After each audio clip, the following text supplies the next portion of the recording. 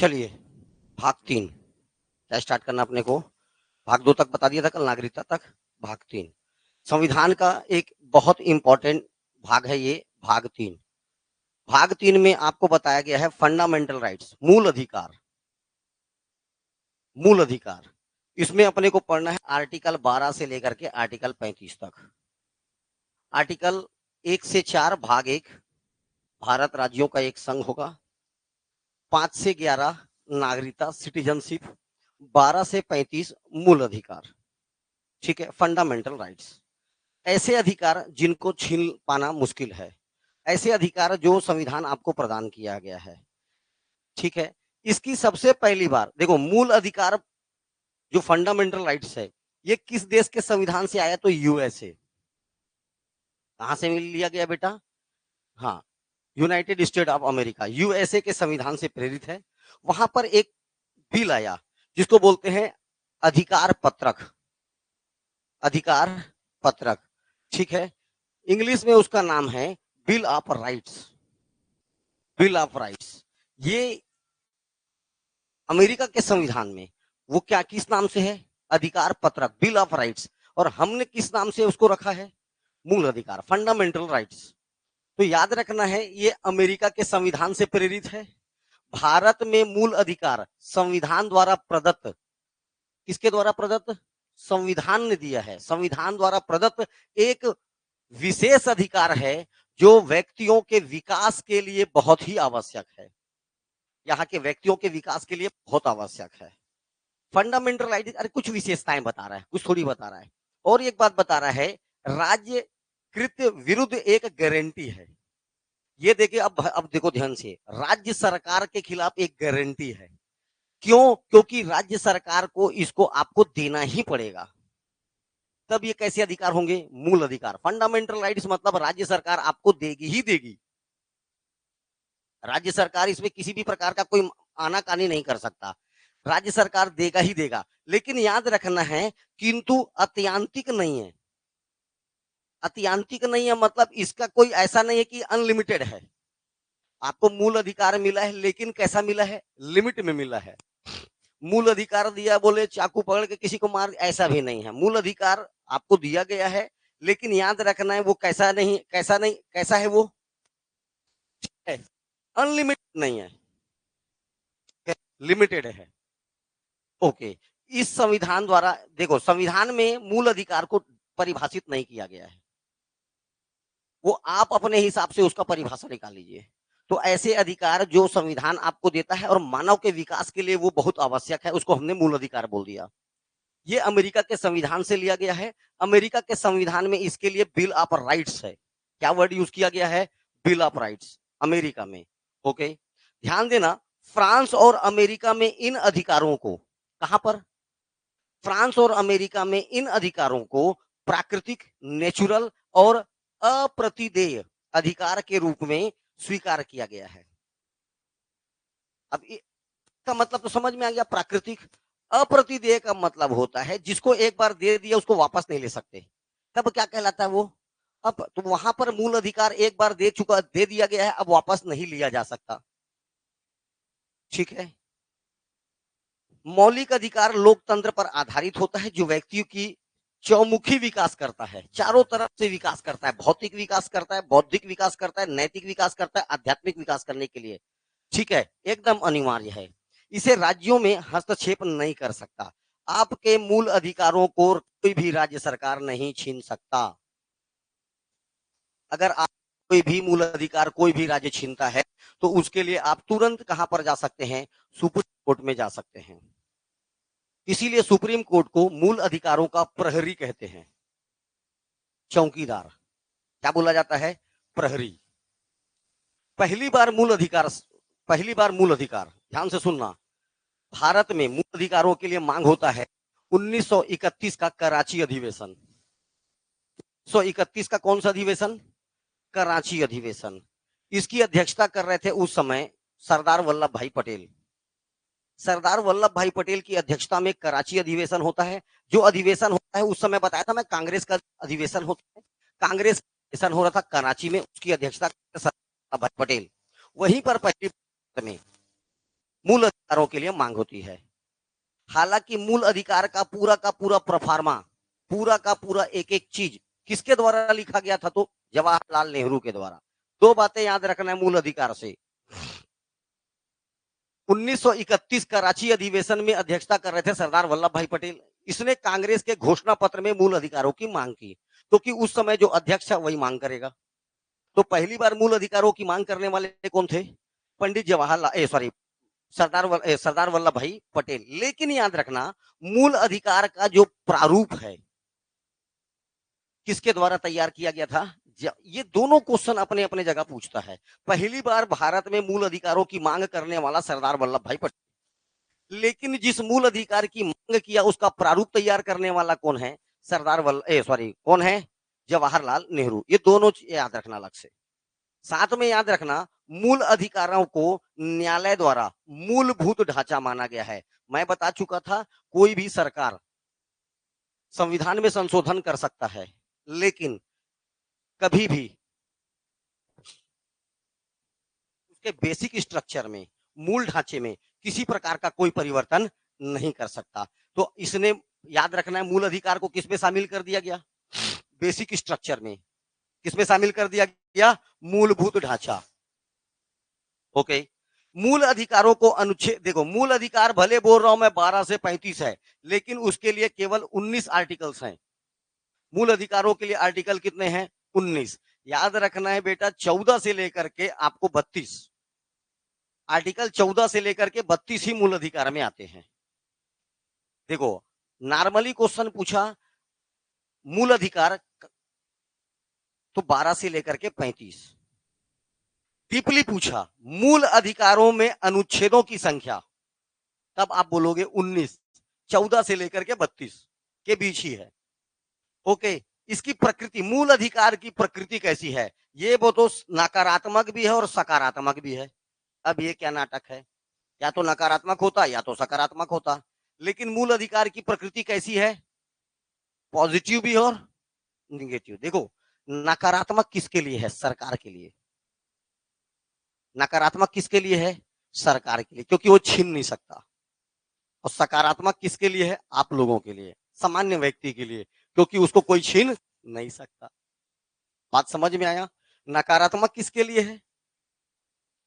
सरकार के लिए, राज्य सरकार के लिए, ठीक है, या सरकार गवर्नमेंट के लिए। और सकारात्मक किसके लिए है? व्यक्तियों के लिए।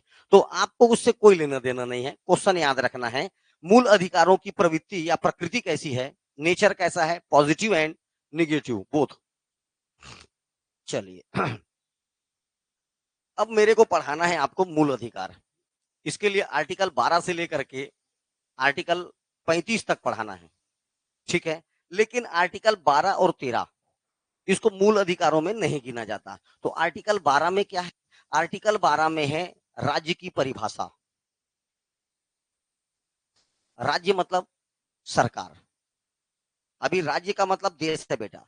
फिर वही बात बोल रहा हूं मैं, वर्ड क्या यूज हुआ यहाँ पर? राज्य। समझ में आ रहा है? लेकिन आप बात कर रहे हैं एक देश का, ठीक है। राज्य की परिभाषा article 12। Article number 13, article number 13 है मूल अधिकारों से असंगत और अल्पीकरण करने वाली विधियां। अब तुम्हारे समझ में नहीं आएगा तो तुम देखो, आर्टिकल 13 बोलोगे न्यायिक पुनरावलोकन, जुडिशियल रिव्यू। आर्टिकल 13 क्या बोलोगे? न्यायिक, बाकी सब मैं समझा लूंगा। आप बोलोगे न्यायिक पुनरावलोकन, जुडिशियल रिव्यू। आर्टिकल 12 क्या है? राज्य की परिभाषा। इसमें क्या बताया गया? राज्य की परिभाषा। क्या, कौन ये होता है? राज्य में क्या क्या शामिल है? आप, मैं अगर राज्य बोल रहा हूं तो राज्य क्या होता है, इसकी परिभाषा बताया गया है आर्टिकल 12 में। आर्टिकल 13 में बताया गया है, अब बोलोगे न्यायिक पुनरावलोकन, जुडिशियल रिव्यू। ये हो गया आर्टिकल 13 खत्म। 12 और 13। इसके बाद चालू होता है आपका 14 से लेकर के 32 तक मूल अधिकार। 14 से लेकर के 32 तक मूल अधिकार। तो याद रखना है, भारत में वर्तमान समय में आपको 6 प्रकार के मूल अधिकार हैं। पहले तो ये याद रखो, स शोध, स शोध, इसके बाद स साए साए, पूरा सा आधा सा शोध, सन सन, साए साए बोलोगे तो भी चलेगा, पूरा भी छत्तीसगढ़ में क्या चल रहा है, साए साए। ये 6 प्रकार के आपके पास क्या है, मूल अधिकार। पहले मूल संविधान में इनकी संख्या 7 थी, एक को डिलीट कर दिया। ठीक है, ठीक है, किसको डिलीट कर दिया गया, संपत्ति का अधिकार। कौन सा अधिकार, संपत्ति का अधिकार, इसको डिलीट कर दिया गया और इसको ले जाया गया आर्टिकल 300 ए में, और वहां पर इसको क्या कर दिया गया, कानूनी अधिकार घोषित कर दिया गया। जो मूल अधिकार था, फंडामेंटल राइट से क्या बन गया, वो लीगल राइट, क्या बन गया, कानूनी अधिकार। अब मेरी बात ध्यान से सुनना। पहला मूल अधिकार है समानता का अधिकार,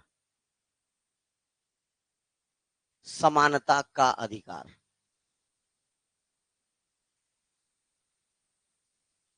दूसरा है स्वतंत्रता का अधिकार।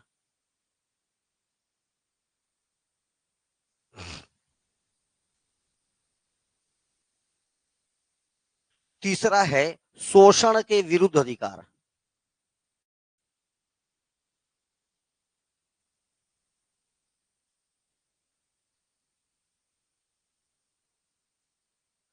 चौथा है धार्मिक स्वतंत्रता का अधिकार।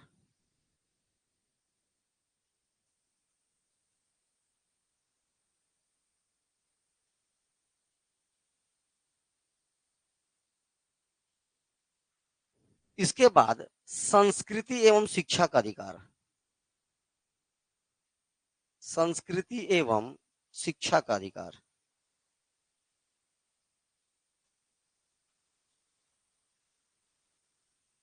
आखिरी वाला है संवैधानिक उपचारों का अधिकार।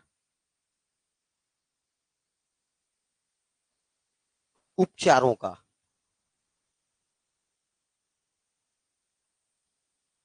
ये 6 प्रकार के आपको क्या प्राप्त है बेटा, 6 प्रकार के क्या प्राप्त है आपको, मौलिक अधिकार। इसको पढ़ना है आपको आर्टिकल 14 से 18, इसमें पढ़ना है आर्टिकल 19 से 22, इसमें पढ़ना है आर्टिकल 23 और 24, इसमें पढ़ना है आर्टिकल 25 से 28, इसमें पढ़ना है आर्टिकल 29 और 30, और इसके लिए आर्टिकल 32।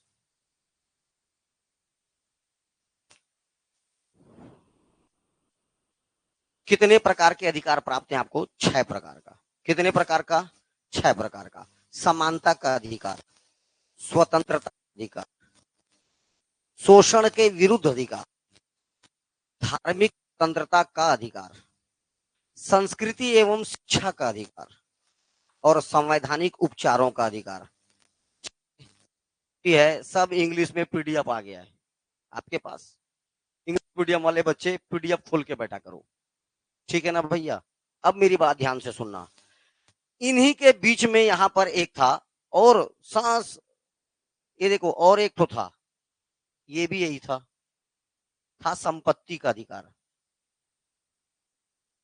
काय का अधिकार, संपत्ति का अधिकार।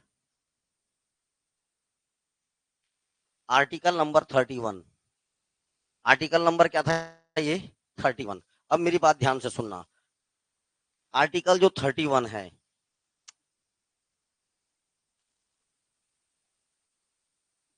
आर्टिकल नंबर जो क्या है 31 है, इसको समाप्त कर दिया गया। क्या कर दिया गया, समाप्त कर दिया गया।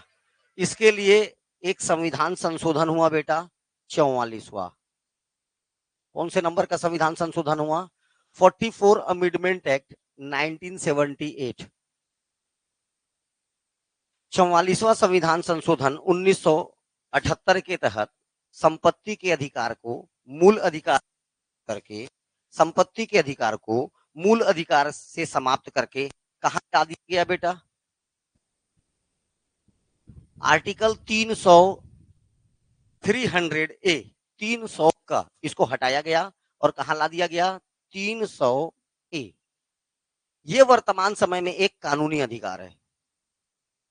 लेकिन अब फंसता है कहां पर, देखो खुद संविधान के हिसाब से कानूनी अधिकार है, लेकिन अब फंसता कहां पर है। आप जैसे स्टूडेंट जो परीक्षा देते हैं, अगर व्यापम का परीक्षा दे रहे हो तो हमेशा इसका आंसर लेता है संवैधानिक अधिकार है। व्यापम हमेशा इसका आंसर क्या लिया है, आज भी संपत्ति का अधिकार कैसा अधिकार है, कॉन्स्टिट्यूशनल राइट्स बोलता है, संवैधानिक अधिकार। लेकिन जब अच्छा बड़ा पेपर देते हो पीएससी यूपीएससी, तो वो क्या लेता है, संपत्ति का अधिकार। अब क्या है, वर्तमान में एक कानूनी अधिकार है। आप अब ले चुका है वो आंसर, हमेशा लेते ही रहेगा। व्यापम का जब भी परीक्षा दोगे तो आंसर क्या आएगा, ये संवैधानिक अधिकार। इतना ध्यान रखना। एक्चुअल में क्या है, लेकिन कानूनी अधिकार, लीगल राइट है, आर्टिकल 300A। दोनों परीक्षाओं में क्या आंसर लेना है, समझ में आ गया। आगे चलते हैं। तो ये 6 प्रकार के आपको क्या प्राप्त है बेटा, मूल अधिकार याद हुआ। समानता का अधिकार, स्वतंत्रता का अधिकार, शोषण के विरुद्ध अधिकार, धार्मिक स्वतंत्रता का अधिकार, संस्कृत शिक्षा का अधिकार, और एक है संवैधानिक उपचारों का अधिकार। ठीक है। आर्टिकल 14 से 18, 19 से 22, 23, 24, 25 से 28, 29, 30 और 32, आर्टिकल 32। आगे बढ़े। चलिए अब मैं बात करता हूं आर्टिकल 12 और 13 को पहले पढ़ लेते हैं, तब तो आर्टिकल 14 में आएंगे। ठीक है। आर्टिकल नंबर 12 के तहत राज्य की क्या बताई गई है, परिभाषा। जो मैं राज्य शब्द बोल रहा हूं, राज्य क्या होता है, पहला बात देखना, भारत सरकार एवं संसद। राज्य में कौन कौन आते हैं, ध्यान से सुनो, भारत सरकार और संसद। राज्य में आता है राज्य सरकार और विधानमंडल। भारत कई राज्यों में बटा है, हर एक राज्य में क्या होता है, राज्य सरकार जिसका मुखिया मुख्यमंत्री और उसका विधानमंडल। साथ में देखो सभी स्थानीय निकाय, नगर निगम, नगर पालिका, नगर पंचायत, ग्राम पंचायत, जितना भी आता है सबके सब, जबकि जिला बोर्ड भी आते हैं इसमें। आगे देखिए, अन्य सभी वैधानिक और गैर संवैधानिक प्राधिकरण, जितने भी सरकारी कंपनीज होंगे, आईसीआई, देखो जैसे जैसे ध्यान से देखो, एलआईसी सरकारी है, ओएनजीसी सरकारी है, सेल सरकारी एजेंसी है, तो ये सभी के सभी वैधानिक और गैर वैधानिक निकाय भी सरकार की श्रेणी में आते हैं। ये सब एक साथ मिलकर कहलाएगा राज्य। अब मैं बोल रहा हूं राज्य में कौन शामिल नहीं है, ध्यान से सुनना। राज्य में शामिल नहीं किया गया न्यायपालिका को, judiciary is not included in state. मतलब यहां पर राज्य मतलब देश भी आ रहा है, राज्य भी आ रहे हैं। राज्य की परिभाषा में क्या क्या शामिल है, केंद्र शामिल है और संसद शामिल है, राज्य शामिल है, विधानमंडल शामिल है, जितने भी लोकल गवर्नेंस है, नगर पालिका, नगर निगम, ग्राम पंचायत, जबकि जिला बोर्ड, साथ साथ जितनी सरकारी कंपनियां हैं। ठीक है। रेलवे आएगा कि नहीं आएगा, बिल्कुल आएगा। कैसा सर, कैसी कंपनी है, सरकारी कंपनी है। तो ये जितने भी सरकारी कंपनी हैं ये सब शामिल हैं। अब राज्य की परिभाषा में कौन नहीं आता, पहले नंबर पर एकदम स्पष्ट याद रखना, न्यायपालिका नहीं आता।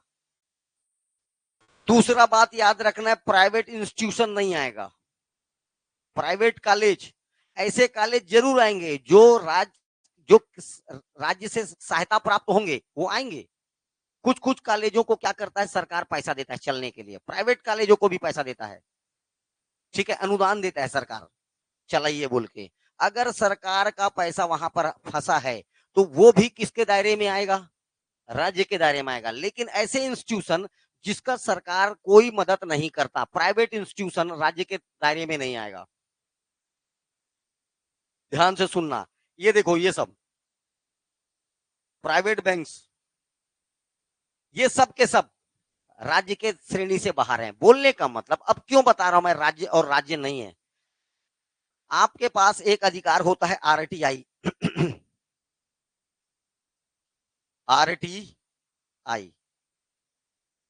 राइट टू इंफॉर्मेशन, जानने का अधिकार। काय का अधिकार? जानने का अधिकार। तो आप याद रखना है, उन्हीं जगह की जानकारी मांग सकते हैं जो सरकारी है।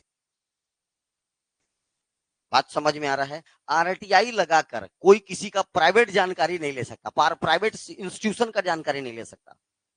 और एक बात याद रखना है, इसीलिए न्यायपालिका को अलग रखा है। कोई भी आदमी आरटीआई लगा के किसी भी केस के बारे में नहीं जान सकता, वरना वो आरटीआई लगाते जाएगा, वहां से बस चिट्ठी पत्री आती रहेगा दिन रात।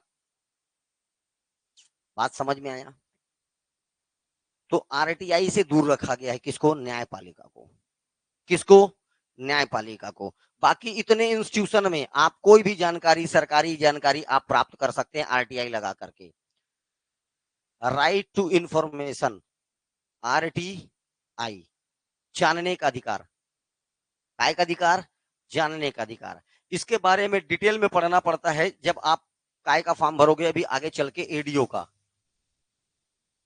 एडीओ का फॉर्म भरोगे, इसके बारे में और ज्यादा बताऊंगा। किसके बारे में? आरटीआई के बारे में। कब ये प्रावधान बना, 2005 में कैसे लागू हुआ, कौन कौन इसके लिए बहुत मेहनत किए, क्या अन्ना हजारे से लेकर के सब इन्हीं पीछे, उन्हीं के पीछे तो मेहनत था। बहुत सारे लोगों का मेहनत था इस आरटीआई लेने के लिए। ठीक है, हमको भी अधिकार है जानने का। कुछ लोग इसका गलत फायदा भी उठा रहे हैं आरटीआई लगा लगा के। समझ में आ रहा है? वो गलत फायदा तभी उठा रहेगा वो सब सामने वाला गलती होगा। ठीक है, तो ये रहे आपका आरटीआई। तो ये सरकार, राज्य की परिभाषा में कौन शामिल है कौन शामिल नहीं, समझ में आ गया? ओके। आर्टिकल नंबर 13, मैं आपको याद करने क्या बोला हूं, एक चीज, क्या? न्यायिक पुनरावलोकन। अब एक्चुअल में क्या है देखो, मूल अधिकार से असंगत तथा अल्पीकरण करने वाली विधियां। अगर कोई कानून बन रहा है जो मूल अधिकार से के समान दिख रहा है लेकिन है नहीं, कैसा है उसमें? असंगत, या कुछ ऐसा कानून बन गया है भैया जो भयानक खतरा है, तो उसको थोड़ा कम कर, तो उसी को क्या कहा गया? अल्पीकरण। तेरे को इतना सारा चीज नहीं याद रखना है। आर्टिकल नंबर 13 क्या याद रखना है? न्यायिक पुनरावलोकन। क्या याद रखना? न्यायिक। तो न्याय कब होगा? जब ये सब चीजें होगी। ध्यान से देखो, 13A, 13A आच्छादन का सिद्धांत, 13B या 13.2 पृथक्करणिता का सिद्धांत, 13.3 विधि की परिभाषा। विधि किसको बोलते हैं? कानून क्या है? कानून को परिभाषित किया गया है किसमें? 13.3। इसके लिए ABCD लगेगा तो भी कोई दिक्कत नहीं है, सेम चीज है ना। और इसके बाद आखिरी 13.4 में बताया गया है विधि और संविधान संशोधन विधि में अंतर, और संविधान संशोधन विधि में अंतर, कि कानून अलग है और संविधान संशोधन अलग है। 13.1 आच्छादन का सिद्धांत, 13.2 पृथक्करण का सिद्धांत, 13.3 विधि की परिभाषा, और 13.4 विधि और संविधान संशोधन की विधि में अंतर। याद हुआ? आर्टिकल क्या है? 11 को अधिकार है कि नागरिकता से संबंधित कानून बना सकता। आर्टिकल 10 क्या है? नागरिकता का बने रहना। आर्टिकल 9 क्या है? नागरिकता का समापन। आर्टिकल 8 क्या है? विदेशी नागरिकों को नागरिकता। आर्टिकल 7 क्या है? भारत से पाकिस्तान लोगों को नागरिकता। आर्टिकल 6 क्या है? अरे हमेशा भारत ही होगा क्या? पाकिस्तान से भारत आने वालों को नागरिकता। आर्टिकल नंबर 5 संविधान लागू होने के समय से नागरिकता। भैया एक एक आर्टिकल जोड़ते चलिए। आर्टिकल 12 राज्य की परिभाषा, आर्टिकल नंबर 13 न्यायिक पुनरावलोकन। अब मैं बोल रहा हूं 13A आच्छादन का सिद्धांत। आच्छादन का सिद्धांत इंग्लिश में डॉक्ट्रिन ऑफ एक्लिप्स, देखो ध्यान से, क्या होगा इसका मतलब समझा रहा हूं। आच्छादन का मतलब होता है उसके ऊपर शैडो बनाना। क्या बनाना? परछाई। और परछाई बना के ढक देना, परछाई बना के ढक देना। मान लीजिए प्राचीन समय का ऐसा कोई कानून है जो वर्तमान समय के लिए विसंगत है या वर्तमान समय के लिए ठीक नहीं है। उस कानून को नया कानून क्या कर लेता है? ढक लेता है। नया कानून बना, वो पुराने कानून को क्या कर लेता है? ढक लेता है। इसे ही बोलते हैं आच्छादन का सिद्धांत। पुराना ऐसा कानून जो वर्तमान समय के लिए विसंगत हो, वर्तमान समय के लिए कैसा हो? अच्छा ना हो। तो नया कानून क्या करता है? जब पुराने कानून को क्या कर लेता है? ढक लेता है। तो इसी को क्या बोलते हैं अपन? आच्छादन का सिद्धांत। जैसे बता रहा हूं, 2019 में सीए आया। क्या आया? सीएए आया। इसने क्या किया? जो यहां पर गैर मुसलमान हैं उनको 11 साल रहने के बाद नागरिकता देता था, लेकिन सीए ने चेंज करके क्या कर दिया? 5 साल कर दिया। मतलब पुराना कानून को क्या कर दिया? नया कानून ढक लेता है। इसी को बोलते हैं आच्छादन का सिद्धांत। मेरी भाषा समझ में आई? आज भी पुराना ऐसा कानून जो वर्तमान समय के लिए विसंगत है, पुराना ऐसा कानून जो अभी के लिए ठीक नहीं है, ठीक है, उसको क्या करता है? सुप्रीम कोर्ट एक नए कानून के ऊपर नया कानून बनाकर या नया कानून बनवा कर उस पुराने कानून को ढक देता है। उस पुराने कानून को क्या कर देता है? ढक देता है। और ये, लेकिन जिस तारीख को ढकता है उससे पहले तक जितना भी हो चुका है वो वैलिड होगा। मेरी बात समझ में आई नहीं आई? जैसे मैं बोला ध्यान से सुनना, 2031 दिसंबर 2023 तक मान लीजिए किसी का मर्डर किए तो सीधा होता था फांसी।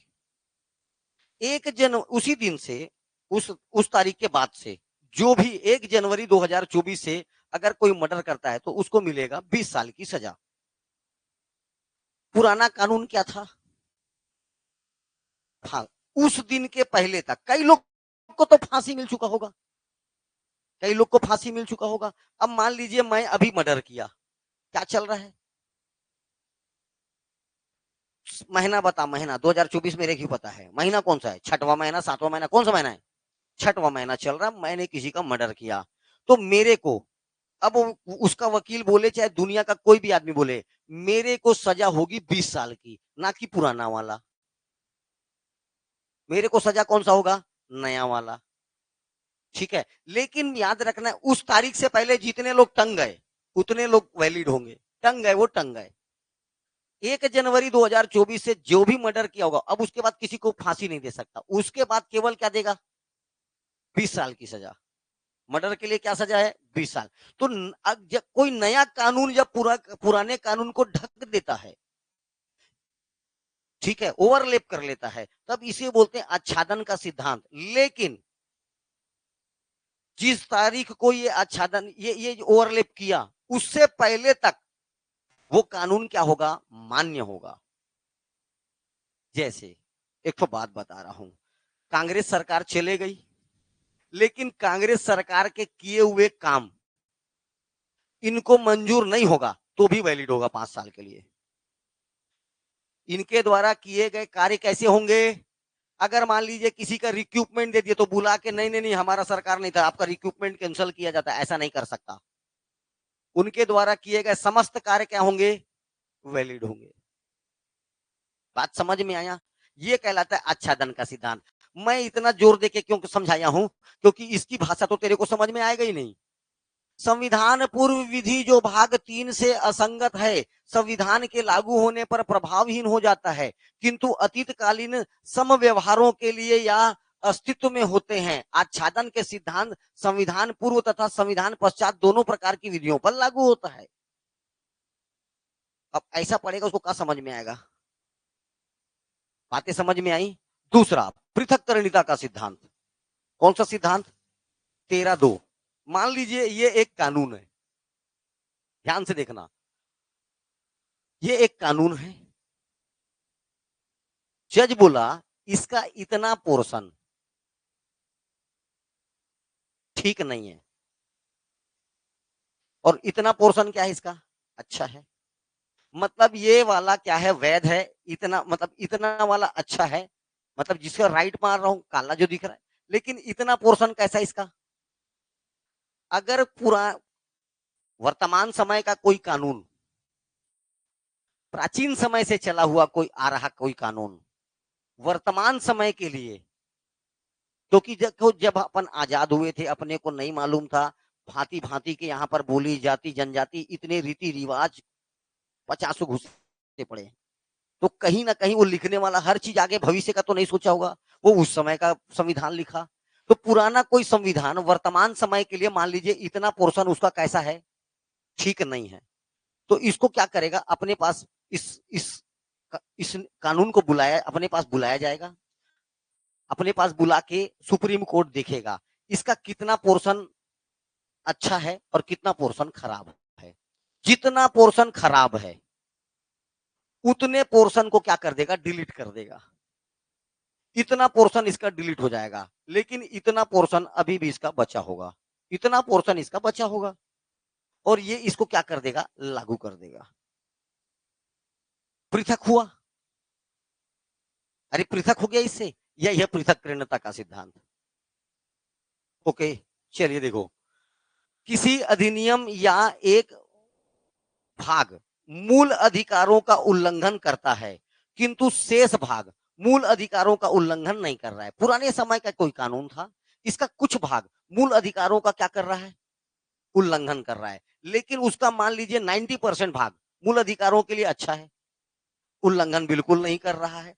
तो अधिनियम को दो भाग में बांटा जाता है, वैध और अवैध, वैलिड और इनवैलिड में उसको बांटिए, 10% इनवैलिड में जाएगा, 90% वैलिड में जाएगा, और जो इनवैलिड है अवैध है उसको क्या कर देता है, शून्य कर देता है, और बाकी को एज इट इज क्या कर देता है, फिर से शून्य कर दिया जाता है, और बाकी क्या हो जाएगा, लागू हो जाएगा।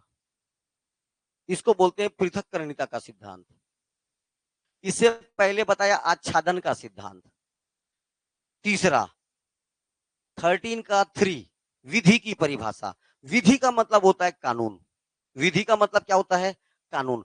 कानून बनाने का अधिकार याद रखना केंद्र में संसद को है और राज्यों में राज्य विधानसभा को है। देखो ध्यान से, लोकसभा में आएगा, राज्यसभा में जाएगा, राष्ट्रपति का सिग्नेचर हो जाएगा, कानून बन जाएगा।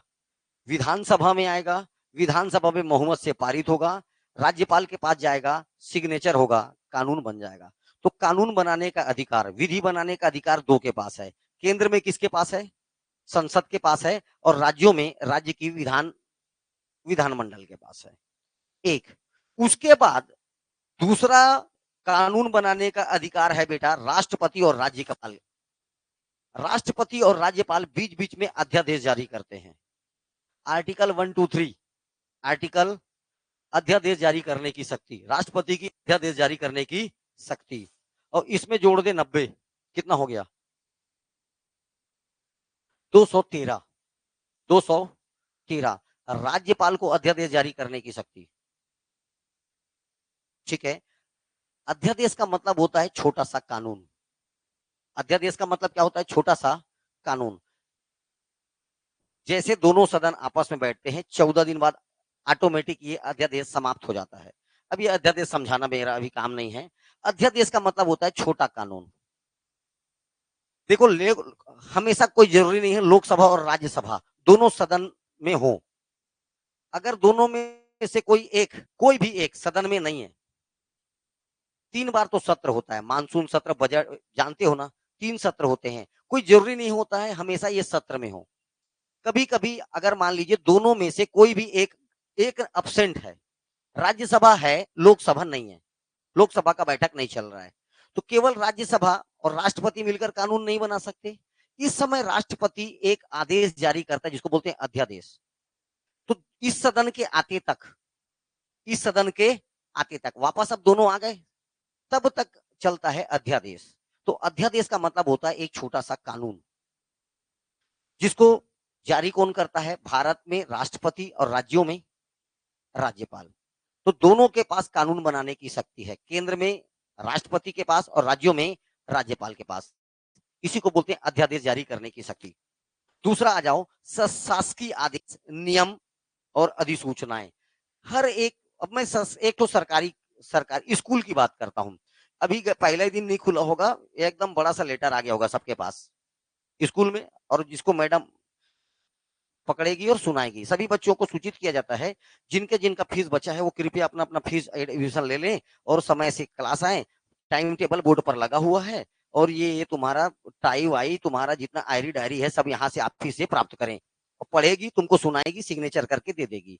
वही क्या है, एक आदेश है। वो क्या है, एक आदेश है। ठीक है, वो कैसा आदेश है, शासकीय आदेश।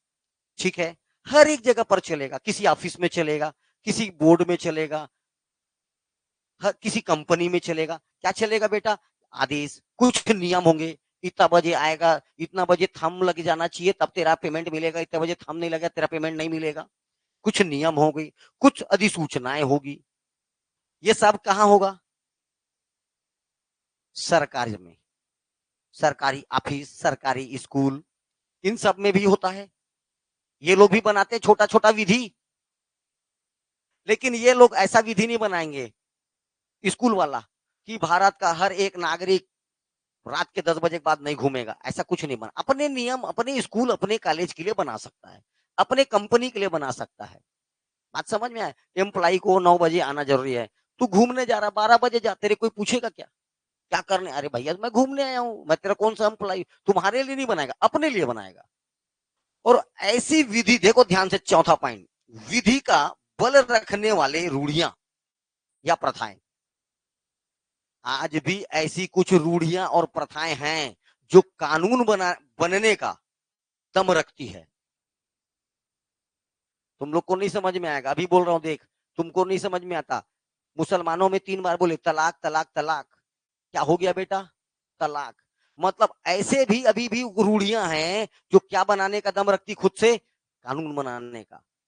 ये देखो, विधि का बल रखने वाला, किसका बल रखने वाला, मतलब कानून बनाने का ताकत रखने वाला, आज भी रूढ़ियां और प्रथाएं। ठीक है, हिंदू धर्म में बोल तलाक तलाक पड़ा पड़सोटेगी। पहले तो ये 2 लड़का, एक तेरा एक मेरा, घर के बीच से टेप मार देगी, इधर तू रहेगा इधर मैं, समझ में, दे आधा बंटवारा। हिंदू में इतना आसान नहीं है। लेकिन ये जो रूढ़ियां हैं, ये कहां पर है, मुसलमानों में है ना। तो ये ऐसी रूढ़ियां, पर्दा प्रथा, नहीं करेगा तो सोट साट देगा आदमी तेरा। तुम्हारे में नहीं है बेटा, राजस्थान में जाना, यहां तक घूंघट ऐसे ऐसे, कभी पड़क पड़ाक से गिर रही बेचारी, देखे हो राजस्थान राजस्थान में, यहां तक घूंघट। तेरे टाइप का ऐसे ऐसे करके नहीं चल रहे, इधर के बहुए टाइप का, उधर सास ससुर, मतलब यहां तक। पलट गए, हाँ फिर खड़ा हो, फिर चले, यार ठीक है भाई चल। तो ये रूढ़ियां ऐसी प्रथाएं जो आज भी क्या बनाने का दम रखती है, खुद के लिए कानून उस घर का कानून हुआ ना, उस स्कूल का कानून हुआ ना। राष्ट्रपति और राज्यपाल तो पूरे राष्ट्र देश के लिए और राज्यों के लिए बनाएंगे। और एक ही बात बता रहा हूं, इसमें से सबसे ज्यादा मान्य यही है, कौन सा, जो संसद किसके लिए बनाए, केंद्र के लिए, और विधानमंडल किसके लिए बनाए, राज्य के लिए।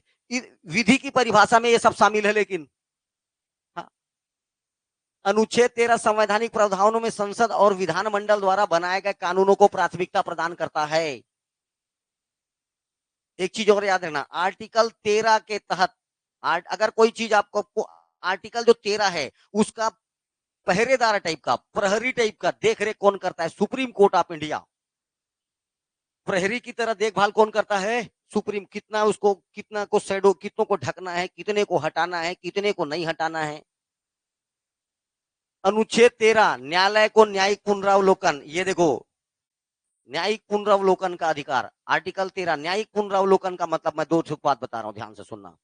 न्यायिक पुनरावलोकन का मतलब होता है, अगर मान लीजिए, देखो ध्यान से, जुडिशियल रिव्यू, पुराना कानून अच्छा नहीं था, इसलिए नया कानून उसको ढका। मतलब क्या हुआ, न्याय हुआ, और न्याय का ही क्या हो रहा है, रिव्यू हो रहा है। अरे हाँ ना भाई, जस्टिस का ही क्या हो रहा है, रिव्यू हो रहा है। दूसरा बात, पृथक्करणता का सिद्धांत, 90% अवैध था, 10% इनलीगल था। इनलीगल को हटाना और लीगल को रखना, ये भी एक प्रकार का न्याय हो रहा है। यही सब न्यायिक पुनरावलोकन है। एक इसके बाद और याद रखना है न्यायिक पुनरावलोकन, अगर मान लीजिए सुप्रीम कोर्ट को लगता है उसने कोई गलत डिसीजन दे दिया है, उस केस को वापस अपने पास बुला करके अपने ही डिसीजन पर रिव्यू लेना, फिर से उस केस को रीओपन करना, यह भी क्या कहलाता है? न्यायिक पुनरावलोकन। इतना जो अभी पढ़ा रहा था पीछे, वो भी क्या है? एक प्रकार का न्यायिक पुनरावलोकन। इसीलिए आर्टिकल 13 को केवल कैसे याद रखोगे? न्यायिक पुनरावलोकन, जुडिशियल रिव्यू, न्यायिक पुनरावलोकन। बात समझ में आ रहा है? ठीक। न्यायिक पुनरावलोकन अनुच्छेद 13, 32 और 226 आदि के माध्यम से भारतीय न्यायपालिका यह कार्य करती है। आर्टिकल 13, आर्टिकल 32 संवैधानिक उपचारों का अधिकार, सेम ऐसे ही है रीट जारी करने का अधिकार हाई कोर्ट को। आदि माध्यमों से न्यायपालिका यह कार्य करती है। हालांकि यह अमेरिका के संविधान की मूल विशेषता है। कौन सा? न्यायिक पुनरावलोकन। हमारे यहाँ संविधान के अनुच्छेद 13 में है, और ये वहां पर कैसा है? वहां का तो एकदम कैसा है? ये मूल विशेषता है। कहा के जो भी चीज तत्काल आज एट प्रेजेंट के लिए कानून ठीक नहीं है, तुरंत चेंज करिए। बात समझ में आया? चलिए, संवैधानिक उपबंध, इसमें कुछ नहीं याद रखना है आपको। कुछ आर्टिकल जो हैं केवल और केवल भारतीयों के लिए ही है, लेकिन भारत की नागरिकता लेने वालों को नहीं है। केवल और केवल किनको है? भारतीयों को। 15-16, आर्टिकल नंबर 15-16 याद हो गया? Article number 15-16, article number 19, article number 29 और 30, ये जो 5 है, ये केवल और केवल भारतीयों को प्राप्त है। ठीक है? बाकी जो मूल अधिकार हैं भारतीयों को और भारत की नागरिकता लेने वाले सभी को प्राप्त है, विदेशियों को भी प्राप्त है। ठीक है? 15-16, 19, 29, 30, 15-16, 19, 29, 30, ये क्या है आगे देखेंगे अपन। 15-16, 19, 29, 30, ये केवल किनको प्राप्त है? भारत के लोगों को, और ये विदेशियों को, भारतीयों को, सबको प्राप्त है। ये इसको छोड़ दो अभी, इसको बस याद रख, केवल भारतीयों के लिए याद रखिए आप। 15-16, 19, 29, 30। आपका दिक्कत यह है कि आप सब पढ़ते हो, इसलिए कुछ याद नहीं होता है। ठीक है? एक तरफ तगड़ा पढ़ो, जब अंतर बताया जाता है तो एक तरफ को क्या किया जाता है? एकदम तगड़े से, ये इधर आया मतलब इसी का है। हाँ, एक बात याद रखना है, क्या कोई व्यक्ति अपने मूल अधिकारों को त्याग सकता है क्या? ये केस पहुंचा सुप्रीम कोर्ट ऑफ इंडिया। क्या मैं अपने मूल अधिकारों को त्याग सकता हूं? केस लेकर जाने वाले का नाम याद रखना है, विश्वेश्वरनाथ, विश्वेश्वरनाथ बनाम मतलब बनाम भारत संघ, विश्वेश्वरनाथ। क्या नाम था इसका? ये केस लेकर गया, क्या मैं मूल अधिकारों को त्याग सकता हूं? सुप्रीम कोर्ट ने कहा नहीं, कोई भी व्यक्ति मूल अधिकारों को नहीं त्याग सकता, क्योंकि भारत का मूल अधिकार जीवन जीने का परमिशन देता है, जीवन छीनने का नहीं। ठीक है? सांस लेने का अधिकार, मतलब ये प्राण से संबंधित है। तो भारत का जो अधिकार है वो जीवन जीने का अधिकार देता है, जीवन छीनने का अधिकार नहीं। साथ ही यहाँ के मूल अधिकारों को कोई लौटा इसलिए नहीं सकता क्योंकि आधा पब्लिक उस समय अनपढ़ थी, उसको उनको कोई भी ठग के क्या कर सकता था? उनके मूल अधिकारों का हनन कर सकता था। इसीलिए सीधा सीधा सुप्रीम कोर्ट ने एक लाइन में क्या बोला? कोई भी अपने मूल अधिकारों को लौटा नहीं सकता। क्लियर? चलिए, न्यायालय का मानना है कि भारत की अधिकांश जनता निरक्षर और गरीब है, अतः अपने अधिकारों के प्रति सचेत और जागरूक नहीं है। जिसके कारण कुछ लोग इनका दुरुपयोग कर सकते हैं और उनको उनके मूल अधिकारों से वंचित कर सकते हैं। इसीलिए सुप्रीम कोर्ट ऑफ इंडिया ने डिसीजन दे दिया कि कोई भी व्यक्ति अपने मूल अधिकारों का त्याग नहीं कर सकता और भारत देता है केवल जीने का अधिकार, मरने का अधिकार नहीं देता। यहां पर सुसाइड करेगा बेटा और अगर बच गया तू, मर गया तो अच्छी बात, मर गया तो कौन देख रहा है, सुसाइड कर रहा है तू और मर गया, कोई बात नहीं, और बच गया, जेल हो जाएगा तेरे को, ठीक है ना। सुसाइड करना क्या है, यहाँ पर अपराध माना गया है। सुसाइड करना क्या है बेटा, अपराध है। क्लियर। चलिए,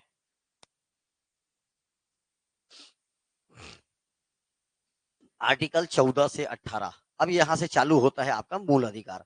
ये पहला अधिकार है समानता का अधिकार। समान मतलब समान, तू, ये मेरे लिए सब समान, ऐसे ही समान, सब विधि के सामने है। लेकिन आपको बोलना है एक लाइन में समानता का अधिकार। 14 से 18, 14 से 18, आर्टिकल नंबर 14,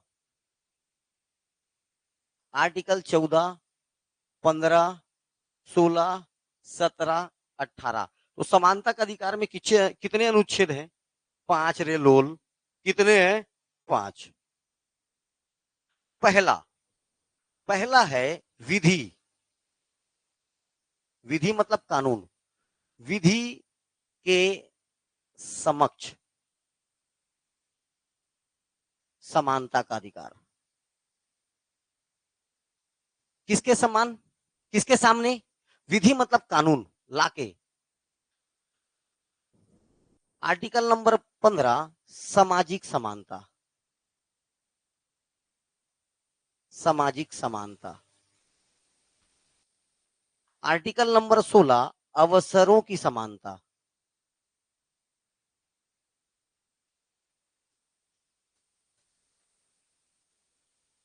आर्टिकल नंबर 17, अस्पृश्यता का अंत।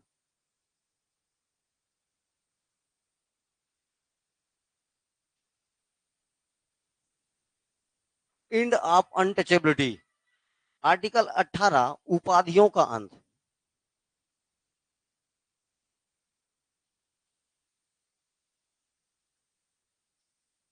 आर्टिकल नंबर 14, विधि के समक्ष समानता का अधिकार। आर्टिकल नंबर 15, सामाजिक समानता का अधिकार। आर्टिकल नंबर 16, अवसरों की समानता का अधिकार। आर्टिकल नंबर 17, अस्पृश्यता का अंत। आर्टिकल नंबर 18, उपाधियों का अंत। कोई समस्या। आर्टिकल नंबर 12, राज्य की परिभाषा। आर्टिकल नंबर 13, न्यायिक पुनरावलोकन। आर्टिकल नंबर 14, विधि के समक्ष समानता का अधिकार। आर्टिकल नंबर 15, सामाजिक समानता का अधिकार। आर्टिकल नंबर 16, अवसरों की समानता का अधिकार। आर्टिकल नंबर 17, अस्पृश्यता का अंत, एंड ऑफ अनटचेबिलिटी। और आर्टिकल नंबर 18, उपाधियों का अंत, एंड ऑफ टाइटल्स। ठीक है, 395 तक ऐसी याद होना चाहिए। कहां तक, 395। एक बार पढ़, ढंग से पढ़, आज के बाद संविधान का कोई क्वेश्चन आएगा कभी जीवन में नहीं छूटना चाहिए। तू पढ़ ना पढ़, लेकिन एक बार ऐसा ढंग से पढ़ कि दोबारा संविधान पढ़ने की जरूरत ही ना पड़े जीवन में। अभी तक कोई समस्या है तो बताओ, नहीं है, आगे भी नहीं होगा। आगे तो और आसान है और इंटरेस्टिंग है। चलिए ध्यान से, अब मैं बात कर रहा हूं विधि के समक्ष समानता। आर्टिकल 14, 15, 16, 17, 18 याद हो गया। अब एक एक आर्टिकल को डील करते हैं। याद हुआ कि नहीं हुआ। 14, विधि के समक्ष समानता का अधिकार। 15, समाज में समानता का, विधि मतलब कानून, कानून के सामने सब समान है। वैसी बोल रहा सामाजिक समानता, समाज कभी भी किसी पर लिंग, जाति, धर्म, ये सब के आधार पर भेदभाव नहीं कर सकता। मूल वंश, जाति, धर्म, लिंग भी सब बताऊंगा, इसके आधार पर भेदभाव नहीं कर सकता। आर्टिकल नंबर 16, अवसरों की समानता। ठीक है, अपॉर्चुनिटीज, इक्वलिटी ऑफ अपॉर्चुनिटीज, मतलब जितना भी आपको अवसर मिलेगा, नौकरी निकलेगा तो सबके लिए निकलेगा, कोई भी ओपन रहेगा। आओ, जो पा लिया, जो मेहनत करेगा वो पाएगा। तो अगर लोक अभिविभाजन निकलता है या कोई नौकरी निकलता है, अपॉर्चुनिटीज आती है, तो उसमें सब कैसे हैं, समान है। ठीक है, क्या यहाँ की नौकरी कोई विदेशी कर लेगा क्या, इसीलिए आर्टिकल नंबर 16 केवल भारतीयों के लिए है। जाति, धर्म, लिंग, इनके आधार पर भेदभाव नहीं किया जा सकता। आर्टिकल नंबर 15 केवल भारतीयों के लिए है। हो गया। Article number 17 end of untouchability, छुआछूत नहीं मानोगे आप, लेकिन छुआछूत वर्ड का यूज नहीं किया है संविधान में, अस्पृश्यता शब्द है। क्वेश्चन ऐसी चाहता है आर्टिकल नंबर 17 पहला छुआछूत का समापन, पहला ही ऑप्शन, और आखिरी ऑप्शन में रहता अस्पृश्यता का अंत। अनटचेबिलिटी वर्ड क्या यूज हुआ है? अस्पृश्यता। हालांकि उसका मतलब छुआछूत होता है, लेकिन मतलब में नहीं जाना है आपको। और आर्टिकल नंबर 18 उपाधियों का अंत, कोई व्यक्ति उपाधि नहीं लेगा। कोई व्यक्ति क्या नहीं लेगा? उपाधि नहीं लेगा। ठीक है। मास्टर ब्लास्टर सचिन तेंदुलकर, ये उपाधि हुआ कि नहीं हुआ? अरे हाँ ना, यही सब तो उपाधि है। अब उसके सामने कोई गरीब टाइप का आदमी जाएगा ऐसे करके, मान ले कौन चल दिया, प्रज्ञान ओझा, उसका नाम कैसे लेगा? मास्टर ब्लास्टर सचिन तेंदुलकर, और ये है प्रज्ञान ओझा। केवल नाम लेने से, ध्यान से सुनना मेरा, केवल नाम लेने से भेदभाव हो गया कि नहीं हुआ? बताओ। ठीक है, बात समझ में आ रहा है ना? मिस्टर कूल महेंद्र सिंह धोनी, ऐसा उसके साथ लगा रहा है, मिस्टर कूल महेंद्र सिंह धोनी। और दूसरा क्या नाम ले दे रहा है? ये आ रहा है केएल राहुल। तो उसका नाम अगर केवल महेंद्र सिंह धोनी लेता और इसका नाम राहुल लेता, तो कोई पक्षपात वाला, मिस्टर कुल महेंद्र, उसको अपना नाम छोटा लगने, मैं एकदम गरीब टाइप का हूं यार, मेरे साथ कुछ नाम ही नहीं। तो ये भेदभाव आया। ये भेदभाव ना आना आए करके ही क्या किया गया बेटा? टाइटल, उपाधियों का अंत किया गया। कोई टाइटल नहीं लेगा। ठीक है। नाइट मतलब स्वर कोकिला, लता मंगेशकर, इधर कौन गा रहा है? कुमार सानू। स्वर कोकिला। तो नाम से समझ में आ रहा है कि नहीं? नाम से ही भेदभाव लग रहा है। तो ये भेदभाव ना हो करके ही कोई उपाधि धारण नहीं करेगा, केवल शैक्षणिक और मिलिट्री वाले को छोड़ करके। सैन्य और शिक्षा वाला ग्रहण कर सकता है, डॉक्टर पालेश्वर सिंह पटेल, या शैक्षणिक, अरे लिखता हूं ना, प्रोफेसर पालेश्वर सिंह पटेल, शैक्षणिक। समझ में आ रहा है? तो और ब्रिगेडियर, एजर, मेजर सुने हो ना सब। तो ये सैन्य और शिक्षा वाले टाइटल ले सकते हैं। ओके, चलिए इसमें से सबसे पहले खत्म करते हैं विधि के समक्ष समानता का अधिकार, आर्टिकल नंबर 14। विधि मतलब होता है क्या? कानून। विधि के रूप में कोई भी व्यक्ति, ध्यान से सुनना, कोई भी व्यक्ति कानून से ऊपर नहीं होगा। इसी में बताया जा रहा है, कुछ नहीं है, बस पढ़। सभी व्यक्ति विधि के समक्ष समान होंगे। और साथ में याद रखना, किसी भी व्यक्ति को विधि के अनुसार ही दंडित किया जाएगा। तू चाकू मारा, तेरे को 20 साल, पड़ोसी चाकू मारा 4 साल, ऐसा नहीं होगा। सबको बराबर दंडित किया जाएगा। लेकिन अब इसी में मैं दो रूप बता रहा हूं आपको। अब ध्यान से सुनना, आर्टिकल नंबर 14, इसका भाग दो ठोक है। ये देखो, इसमें दो बातें हैं, विधि के समक्ष समानता और एक है विधियों का समान संरक्षण। ये दो वर्ड याद रखना। आर्टिकल 14 से जब भी सवाल आएगा, यही सवाल आता है और यही आते रहेगा। और ये क्वेश्चन बहुतों बार आ चुका है, विधि के समक्ष समानता और विधियों का समान संरक्षण। इसमें बात कर रहा है प्रोटेक्शन का। किसका बात कर रहा है? प्रोटेक्शन का। ध्यान से सुनना, विधि के समक्ष समानता का अधिकार, विधि मतलब कानून। कानून के सामने, कानून के सामने सब के सब कैसे हैं भैया? एक समान। कैसे हैं? एक समान। ठीक है। विधि के समक्ष समानता का अपवाद। ओके, इधर आगे जाओ। विधि के समक्ष समानता, विधि मतलब कानून, उसके सामने सब कैसे हैं? समान है। ठीक है, समानता का अधिकार, विधि के समक्ष समानता का अधिकार और विधियों का समान संरक्षण, ये पूरा आर्टिकल है। आर्टिकल पूरा ये है। इसमें दो बातें हैं, विधि के समक्ष समानता और विधियों का समान संरक्षण। मैं इसलिए बता रहा हूं, ये बोलता है, ये कॉन्सेप्ट ब्रिटेन का है। ये कॉन्सेप्ट कहां का है? ब्रिटेन का। और ये कॉन्सेप्ट है यूएसए का। इसीलिए आपको बता रहा हूं मैं, और ये एकदम स्पष्ट यही पूछेगा, विधि के समक्ष समानता का अधिकार किस देश से प्रेरित है? ब्रिटेन से। विधियों का समान संरक्षण यूएसए। यही क्वेश्चन आएगा, मैं एकदम स्पष्ट बता दे रहा हूं आपको। विधि के समक्ष समानता का अधिकार कहां से लिया गया? ब्रिटेन से। और विधियों का समान संरक्षण, देखो ध्यान से अब, चलिए, ब्रिटेन से विधि के समक्ष समानता कहां से ग्रहण किया गया? ब्रिटेन से। और ब्रिटेन में इस कॉन्सेप्ट को देने वाला प्रोफेसर डाइसी। ब्रिटेन में इस कॉन्सेप्ट को देने वाले कौन थे? Professor dicey. ये भी याद रखना है, प्रोफेसर डाइसी के द्वारा दिया गया विधि के समक्ष समानता का अधिकार। होता क्या है अब इसमें? क्या होता है, समाज का हर एक वर्ग, ऑल क्लास, कानून के अधीन होगा। है, कोई बात ही नहीं है। किसी भी व्यक्ति को कोई विशेषाधिकार प्राप्त नहीं होगा, गलत बात। लेकिन नियम क्या कहता है? किसी भी व्यक्ति को कोई विशेषाधिकार नहीं प्राप्त होगा। ठीक है, आगे देखते हैं। ये एक नागरिक, ये देखो, यह एक नकारात्मक अवधारणा है। नकारात्मक अवधारणा किसके लिए है? सरकार के लिए। क्यों? क्योंकि किसी को विशेषाधिकार ही नहीं मिलेगा। लेकिन संसद को विशेषाधिकार है, राष्ट्रपति को विशेषाधिकार है, राज्यपाल को विशेषाधिकार है। बात समझ में आ रहा है? ये इस लेकिन विधि के समक्ष समानता में क्या बोला? किसी को विशेषाधिकार नहीं है। तब तो विधि के सामने सब क्या होंगे? बराबर। ठीक है, all are equal in front of law.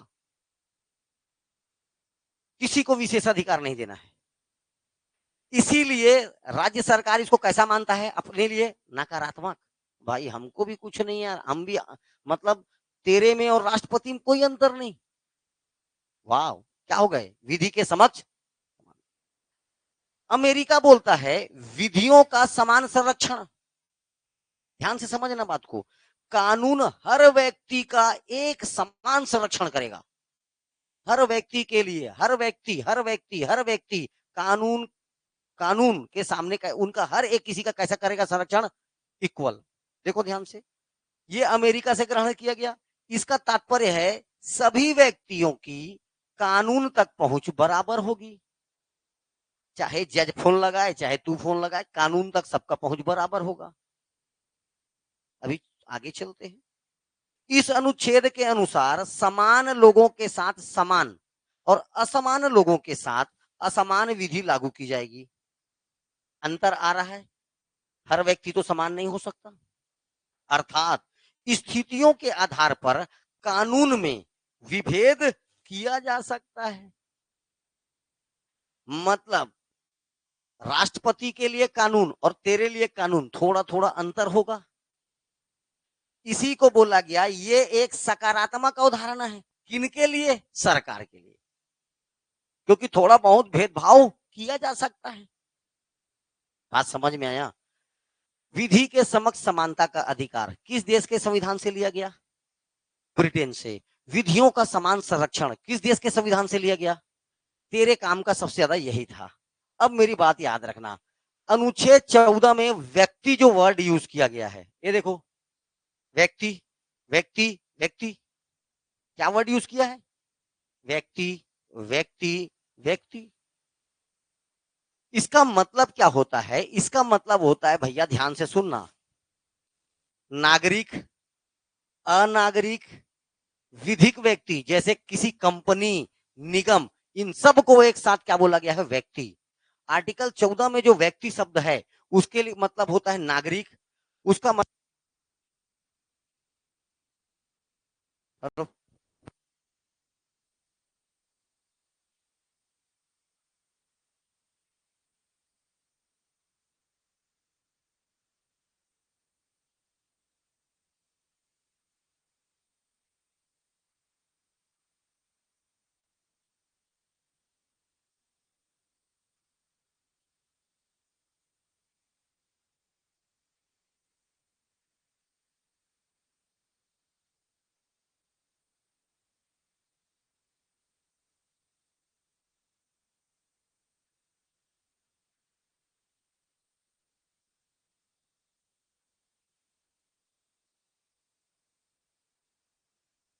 चलो,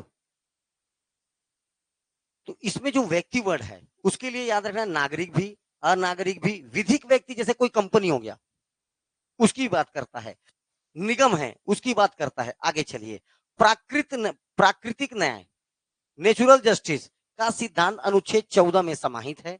अनुच्छेद 14 को सुप्रीम कोर्ट में संविधान का अभुन्न ढांचा बनाया गया है, बेसिक स्ट्रक्चर माना गया है, जो कभी समाप्त नहीं किया जा सकता। अनुच्छेद 14 के अंतर्गत कानून के समक्ष समानता का प्रावधान है। लेकिन याद रखना है बेटा, इसके कुछ अपवाद हैं।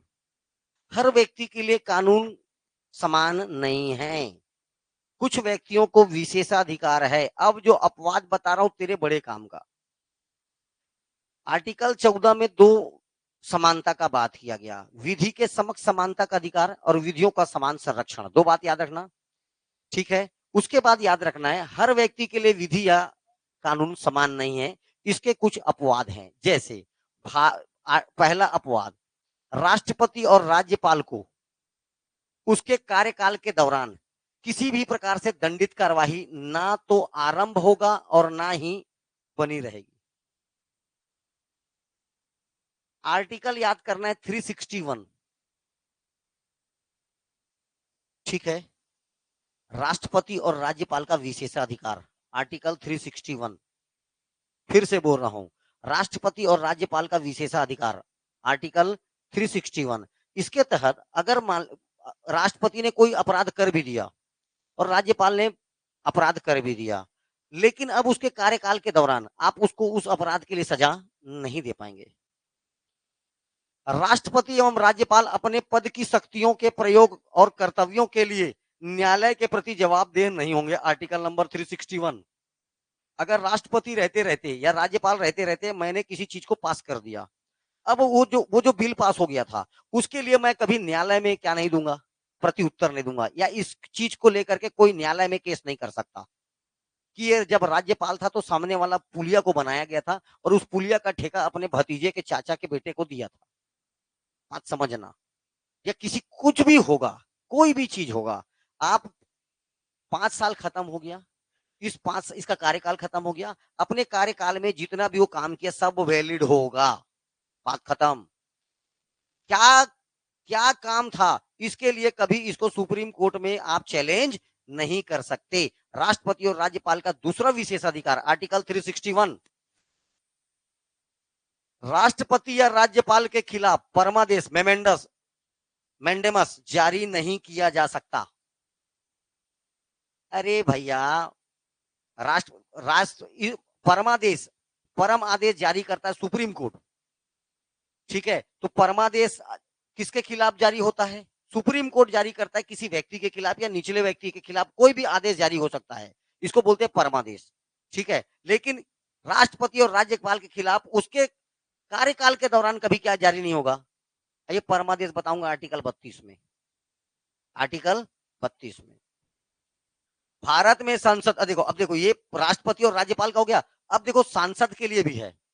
सांसद के लिए आर्टिकल 105 और विधायकों के लिए आर्टिकल 194। क्या है, देखो भारत में संसद और विधायकों को भी विशेषाधिकार प्राप्त है, ये किसी बात के लिए न्यायपालिका के प्रति जवाबदेह नहीं होंगे। अगर मान लीजिए अभी विधानसभा के बैठक में बैठे और बहुमत से कुछ चीज पारित कर दिए, 5 साल बाद इसको लेकर के कोई न्यायालय में केस नहीं कर सकता, यही बोल रहा हूं मैं। पिछला कार्यकाल मोदी जी ने कर लिया, पिछले कार्यकाल में अगर कोई चीज पास हुआ था उसको लेकर के अब कोई न्यायालय नहीं जा सकता। अगर न्यायालय जाने दे दिया तो 5 साल के लिए कम से कम 500 केस लेके चल देगा कोई, और न्यायालय इसी में बिजी हो जाएगा। तुम्हारे पास अधिकार है, वोट ही मत दो, सरकार बदल दो। बात समझ में आया। नेक्स्ट ये याद रखना है 361, ये कलेक्टर को है। कलेक्टर बोलो चाहे लोक, अरे सॉरी, आर्टिकल 361 भी किसको है, राष्ट्रपति और राज्यपाल के तहत। मीडिया को भी विशेषाधिकार प्राप्त है, इसी में कुछ विशेष वर्गों के लिए विशेषाधिकार। आर्टिकल 361 क्या है, विशेष वर्गों के लिए विशेषाधिकार। इसमें मीडिया को भी है विशेषाधिकार, कुछ भी छापता है, कुछ भी बोलता है, वाक और अभिव्यक्ति की स्वतंत्रता। बोलना है उसको बोलता है, नहीं बोलना उसको बोलता ही नहीं है। मीडिया का विशेषाधिकार, आर्टिकल नंबर ये 311 याद रखना। लोक सेवक, लोक सेवक कलेक्टर, डीएम्स, इन लोगों को, यूपीएससी के अधिकारी, ये सब क्या कहलाते हैं? लोक सेवक। लोक सेवकों को संरक्षण देता है आर्टिकल 311। आर्टिकल 311। अब मेरी बात सुनना, क्या सबको भारत में समान अधिकार है? नहीं है। लेकिन आर्टिकल 14 क्या बोलता है? विधि के समक्ष समानता एवं विधियों का समान संरक्षण। यह है आर्टिकल 14, विधि के समक्ष समानता का अधिकार। ये प्रेरित है अमेरिका से, और अमेरिका में इस नियम को देने वाला था प्रोफेसर डाइसी। नाम नहीं भूलना, प्रोफेसर डाइसी। ओके, आर्टिकल 15 से स्टार्ट करेंगे अपन कल।